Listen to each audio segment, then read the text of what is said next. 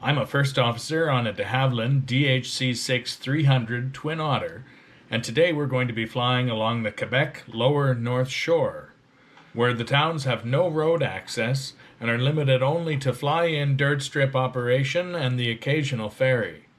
Make sure to like and subscribe, and don't forget to check out my Instagram, Positive Life Force, where my adventures are a little more up to date.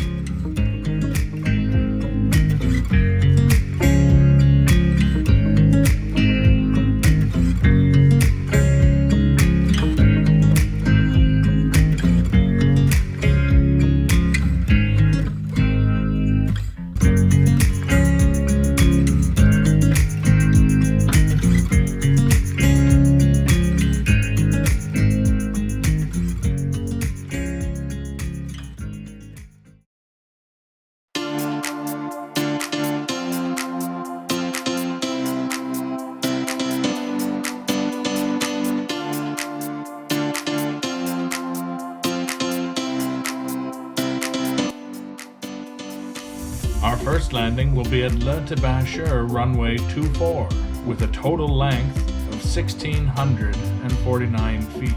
It's perched atop a cliff, as you'll see here shortly.